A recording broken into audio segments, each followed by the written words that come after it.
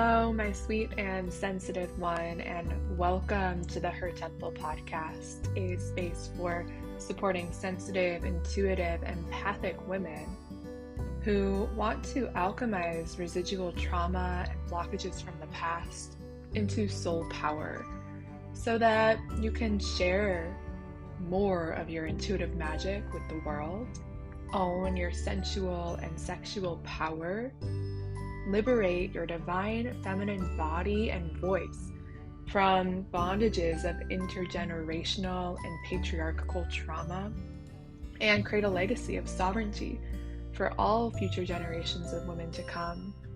This work is so special, so deep. Thank you for being here. To begin, let's take a nice deep breath together, letting out a sigh. Feeling into the bones of the body, sink into your bones. And let's begin.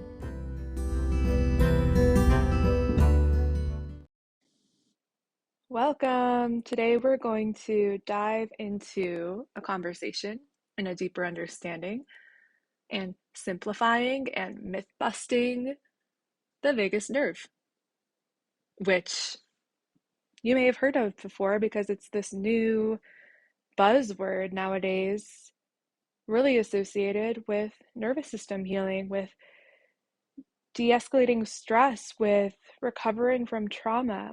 And it indeed is really powerful to start to dive into the realm of understanding your vagus nerve more deeply and working with practices that do support the tonicity of the nerve.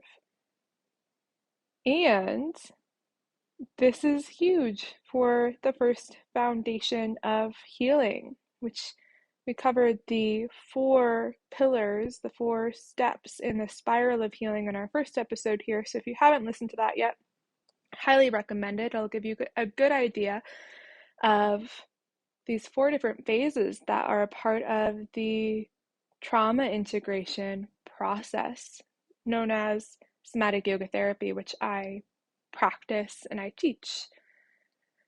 Vagal nerve toning will increase your sense of safety and capacity to be able to later on move toward and digest experiences, stored memory, blockages in your system. So this is like increasing your digestive fire, your digestive capacity for processing what is ready to be processed when it's ready to be processed. Also, vagal nerve toning, really when someone is saying that, what they're actually meaning is your nervous system having a capacity for movement, meaning that it doesn't get stuck in one state and it can shift and adapt different states. So we have 2 main branches to the nervous system we'll talk about today: parasympathetic and sympathetic. You may already be a pro, know what those are. You may be like, I've heard those words before, but I do not remember what they mean. You may be like, what the heck did she just say? So let me describe those 2 branches for you first. And as I describe them more, I have a feeling you'll have a much deeper understanding, because this is very connected with the vagus nerve. So sympathetic being your activation response, the more solar aspect of your nervous system, also often called fight and flight. Now, that's calling it fight and flight is a pretty limited way of looking at it, because the sympathetic nervous system is so much more complex than that. It has to do with any and all more high energy states. So passion, joy, excitement, those are all sympathetic as well. Focus, that's sympathetic. And so really important as we start to dive into this work to remember and to know that when we're looking at and working with these more sympathetic qualities, they're not inherently bad or wrong. That stress can also be eustress. It can be positive. It can induce growth, and it can induce more joy and more of an active, awake, alive feeling, more mobility, more motivation in the system. And it can also be connected with fight or flights, which would be more aligned with emotions such as panic, fear, anger, anxiety, these sort of more hyper feelings, racing thoughts in the mind. That's all more connected with the sympathetic side. And then we have the parasympathetic, and the parasympathetic is the home of your vagus nerve.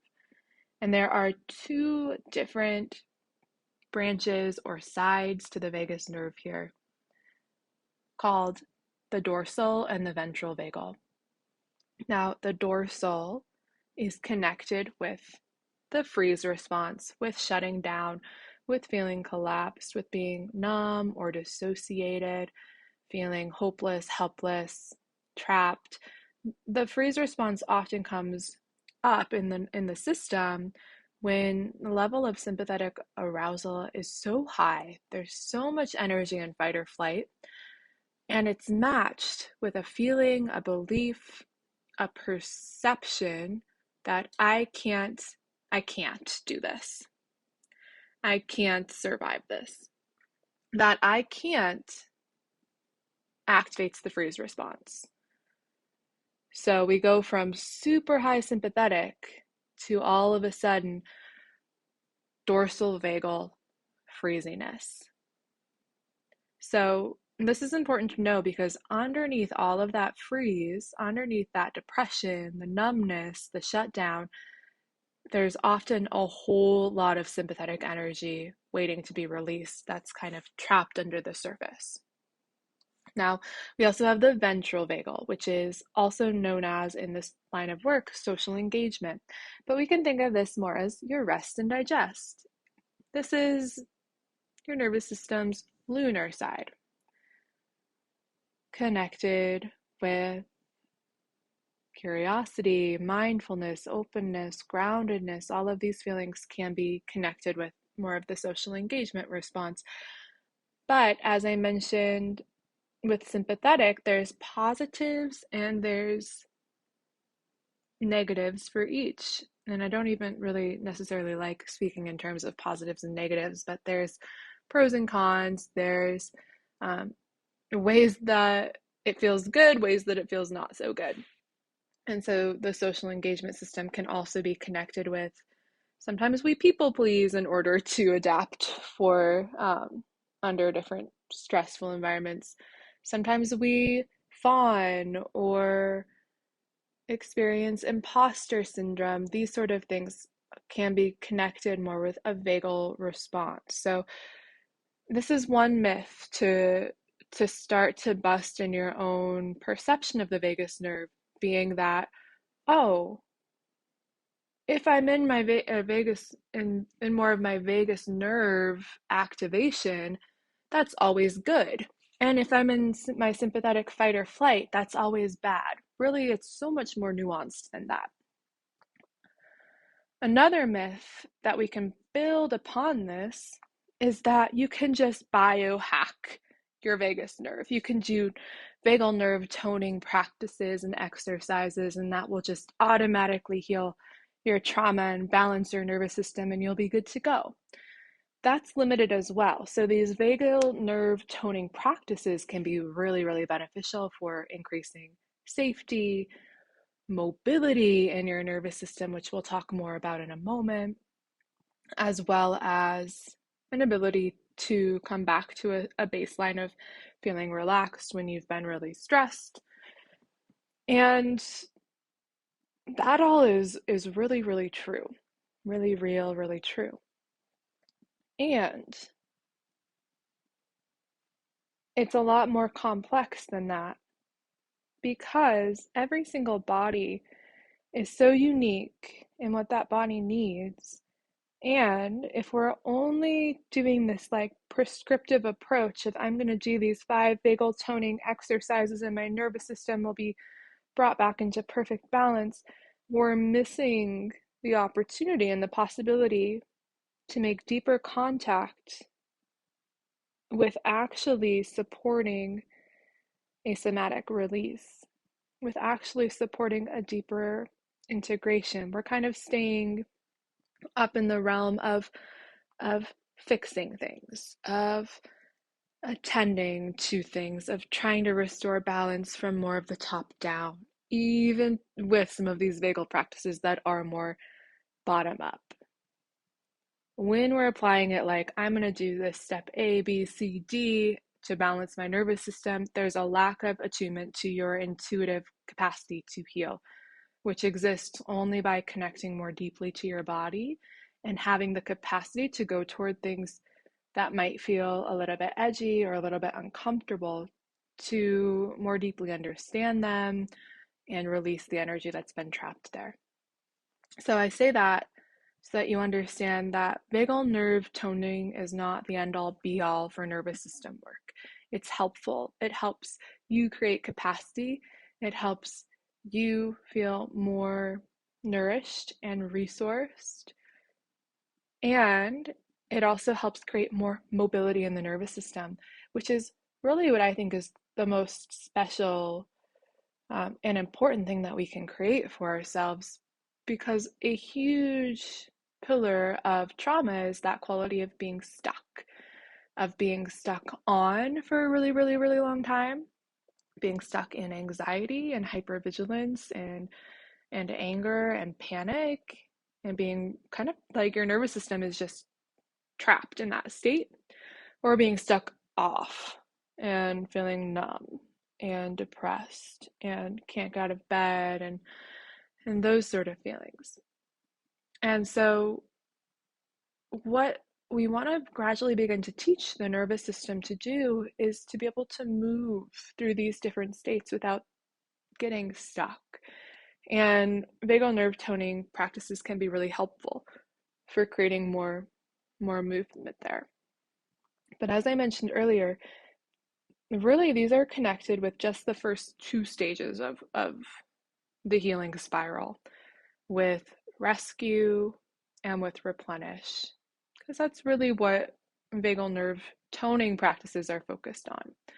Your vagus nerve, which also means your wandering nerve, because it wanders throughout the whole body. It impacts your digestion, your breathing, your heart rate, your sensory experience.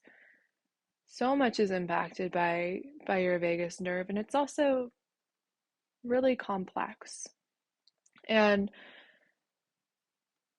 so any technique that's taught for vagal toning has to be kind of simplified. But when we're doing the deeper healing work as well, when we're doing release practices, when we're supporting the stuck energy and really moving through and out the body, what also begins to happen is a very natural and intuitive balance of the vagus nerve. That's not necessarily your mind or you taking a prescription of do these practices in order to restore vagal tone or vagal balance, but your body starts to intuitively be able to find and express those natural healthy states of the entire nervous system, vagus nerve included. And so we can take this kind of closer perspective. We can zoom in, we can look at the vagus nerve and see how powerful it really is and how it really deserves a seat at the table in the conversation of trauma healing. But we also have to learn how to zoom out and away from that and realize that you as a human have so much more to you than just the vagus nerve. You are so dimensional and complex, and the vagus nerve in itself is very, very complex. So, a couple of ways that you can start to create more tone, which creating more tone in your vagus nerve really just means that you are able to activate your parasympathetic nervous system after stress. So your body can relax quicker after a stressful experience. When you go up into sympathetic, you can come back down. Rather than for what happens for most of us is that we go up into sympathetic and we resist it and we don't like it and it's uncomfortable, so we stay there for a really, really long time, or we're avoiding something, or we're in a cycle of addiction and so we stay there for a really, really long time. Or we have all of the sympathetic energy that gets activated, paired with a feeling of, I can't do this, and we freeze, and we stay there for a really, really, really long time. Having vagal tone means that you can go into sympathetic and feel some of that arousal, and then you can come back down, and you can go up, and you can go down, and you can go up, and you can go down. You're not stuck up, you're not stuck down. Your system can move, which is a sign of health, is movement. You've studied traditional Chinese medicine. Stagnation is one of the number one signs of imbalance. So, thinking of the nervous system in that way, when we get stuck in a certain place, it's going to bring a lot of impacts throughout the rest of the body that will create imbalance, especially when you think of how connected the vagus nerve is through all of the body. It impacts your reproductive health. It impacts your breath and breathing, your heart rate and blood pressure, your digestion. All of these are really connected. So, what do we want? We want an ability to have healthy mobility in our nervous system where you can go down, you can go up, you can turn on, you can turn off, you can go to sleep at night, you can wake up in the morning. We can have these polarities, we can have these cycles, we can have this movement and be integrated throughout it all. Comfortability with movement, comfortability with change, and a certain amount of bandwidth and allowance for experiences that are comfortable and uncomfortable, because especially in patterns of more dissociation, checkout, freeze, dorsal vagal, there can be a lot of this capacity of, first and foremost, getting stuck in different experiences, getting stuck, getting trapped, being like in the same state for a really, really, really long time. But there can also be a quality of hyperpolarization, which means that we have extremes in our system. We go through extreme depression or hypoarousal or want to sleep for days, can't get out of bed. And then we go through phases of extreme anxiety and days of really high stress and panic, and we can't sleep. So again, we're just really looking to create more mobility here. And what does this the best is by tuning into your own body's intuitive wisdom to be able to really translate and learn from the sensations of your body and learn what they need, what they are asking for, what impulses are inside of them. And in order to do that, there has to be a strong foundation of safety first. And so that's where our vagal nerve toning practices come in.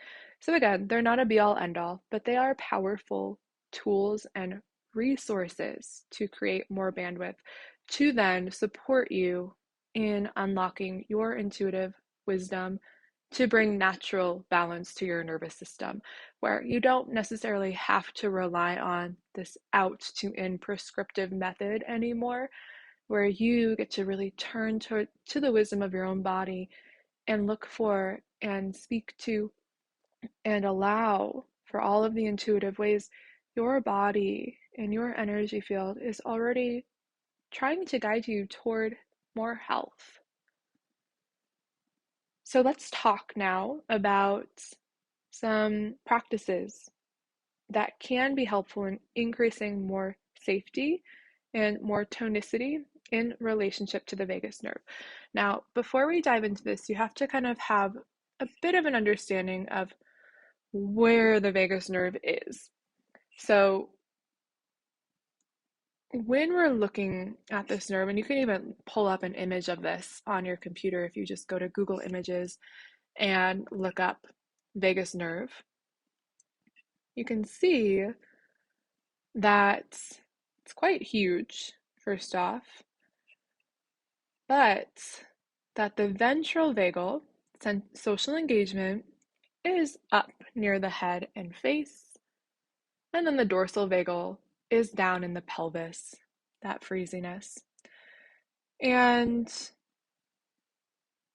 when doing a lot of these vagal toning practices, it's very powerful to bring a lot of awareness to the face, to the lips, to the neck and the throat, to create sounds which will vibrate your vocal box and vocal folds, and to really work with all of these qualities that bring more awareness, more sensory awareness to this region of the body. The dorsal vagal complex is more in the gut and the pelvis, and so another powerful way of working with vagal toning is deep belly breathing, diaphragmatic breathing. But let's dive even deeper into some practical things that you can do to help support your vagus nerve. Which the cool thing is that a lot of yoga practices do this naturally. And so, you think of or you see all of the research nowadays around how yoga is so beneficial for stress and for trauma healing. And this is one of the reasons why. It's because the breathing practices, the movements, the body awareness, the things that we're doing in yoga are helping to work with building tone in the vagus nerve, with supporting you and knowing how to come back down when you go up really, really high into stress, and supporting you in down regulating. So, one way that's quite popular nowadays for toning the vagus nerve is cold exposure. So this can be as little as like 30 seconds in the shower. You turn the water onto a cold enough temperature that it's uncomfortable. I know that's not everybody's favorite, but doing that and keeping the water on 30 seconds or so. And you can gradually work your way up to longer periods of time, but this has been shown to activate the vagus nerve and to support that tonicity that we've been speaking of, and to lower your sympathetic response. So this can be a really helpful practice. It's been a game changer for many people that I know. Secondly, deep, slow breathing that's using your diaphragm, where your exhale is twice as long as your inhale. That is a really wonderful way to start to down-regulate the vagus nerve. And slowing down the breath helps to slow the heart rate. And breathing into your diaphragm is going to also subtly massage some of the vagal nerve connections that run through the diaphragm. But beyond that, will help to physiologically downshift your nervous system state. So this can be really helpful. I'll also mention here that if you are really struggling with your breath, if you have a lot of like a tendency to really chest breathe, it can be and feel really challenging to take a deep, slow breath. It might even feel harder. It might bring on more of a sense of panic. So if this method doesn't work for you, that's totally fine. There are other ways that you can work with naturally bringing your breath to more slowness. There are diaphragm releases that you can do to release any adhesions that are keeping your lungs from being able to fully expand. And most importantly, there are things that we can do to shift your nervous system so that it does not have to feel like it's stuck in that sympathetic state that's connected with shallow breathing. Thirdly, singing is a great way to tone your vagus nerve. Humming, chanting, that all works too. Even gargling, like before, or like every morning when you get up, before you brush your teeth, and in the evening, just gargling with water, or if you use mouthwash, really loudly gargling. And I say loudly because many of the people that I work with have a tendency to really quiet the voice down. And even when we're doing like an om in class, or Brahmari breath, which is a humming breath. Everyone's like, really, really quiet and cute and sweet. But what we actually want is that deeper vibration in the vocal cords and the muscles in the back of the throat to increase your heart rate variability and your vagal tone. And so gargling water loudly, kind of in an annoying way, humming loudly, singing in the shower, singing in your car, chanting, and also really allowing yourself to have that vocal prosody that you might have when you see an animal that's really cute or a baby and your voice starts going up and down and gets really playful and cute. That's also helpful here. So using the voice, using the voice, using the voice. And I want to put like a bold title in my words on this because this is not only helpful for the vagus nerve, but releasing trapped energy somatically from your body. This is one of the vessels, the mouth, the vocal cords that we release through. So if you hold and suppress a lot of emotion, do this. Hum, chant, gargle, all of these things. The next and final one that I'll mention here today is to care for the gut because your gut is so connected with your brain. Your enteric nervous system is your gut. So, and the enteric nervous system is really, really fueled by the microbiome, which secretes, it's all these bugs that secrete neurotransmitters that get communicated through the vagus nerve back up to the brain. 80% of the communication goes from the gut to the brain, and only 20% is reversed. So, the gut and the state of the gut is going to give your brain a lot of environmental and contextual information on what's going on with the body and with your mental health. So, really taking some time to notice what is the state of my gut health right now? What does my gut really need to be supported to find more balance? So many of us are walking around with dysbiosis, perhaps candida, parasites, H. pylori, all of these different things that really get our gut health out of balance, perhaps impact our ability to really digest food, to eliminate properly. And this is really key in terms of speaking to how do we restore more balance and safety to the vagus nerve. So, this might look like taking a probiotic. It might look like doing more of a digestive, nourishing cleanse. It might look like changing some of the foods that you take in, these sort of things that are going to support your gut health because your gut bacteria really impacts your brain function and your mental health so deeply. And especially your stress hormone production.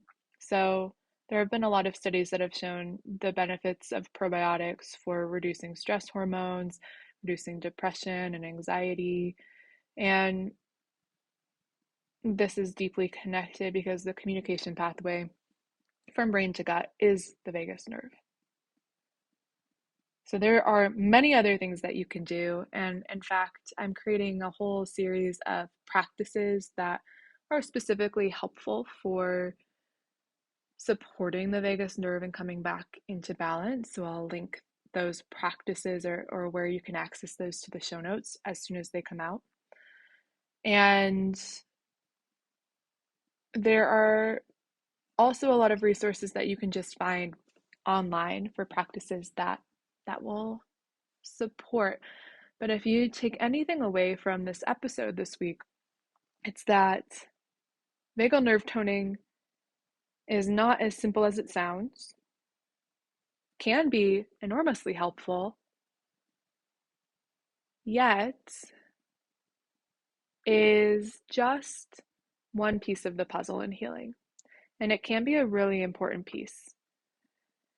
And I do highly recommend for my clients, my students, and you, my sweet listener, to implement these practices into your life, because lifestyle, routine, all of these practices that you do more outside of your somatic healing work and your therapeutic work are really supportive in you going deeper, of you moving through healing material, being more ready to move through healing material that comes up in your system, and of feeling better, which is what we all want. We want to feel good. So these practices can and will really help you do that, especially if you have a daily relationship with them, or even more than daily. Weave them into your life as a micro practice, meaning that every hour or so, I'm going to take one of those deep diaphragmatic breaths with a nice slow exhale. Weave these practices into your life, because that's where the rubber meets the road. If you do it once and you're like, this didn't help me at all, do it more. And the more and more you do it, the more responsive your vagus nerve will become. The more you'll notice when you do these practices, more saliva pooling in your mouth, more warmth in your hands and your feet, more of that quality of a deep breath, a sigh, a yawn, a gurgle in your belly. These are all going to be signs that you can listen for in the practices that will demonstrate your system is downregulating, is becoming more parasympathetic. Which again, that's not the end all be all, because there are positives and challenges to parasympathetic and sympathetic states. Yet, it's really great to support your system in being able to move through both.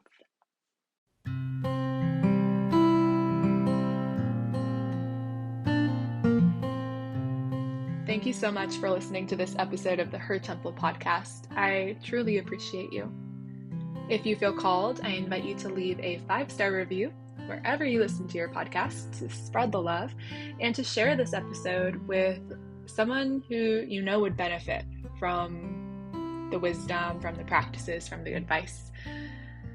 Finally, if you're interested and intrigued in learning more and growing and stepping into Her Temple more fully, I invite you to head over to our website, www.hertemplehealing.com, to explore some of our amazing offerings. You can join our Her Temple network and take online classes and workshops and get connected with our amazing community. You could also apply to work with me for one-on-one somatic yoga therapy, or apply to join the Trauma Alchemy training, which is a amazing, one-of-a-kind year-long program where you'll be initiated into the art form and trained to be a somatic yoga therapy practitioner to really step into your healing powers.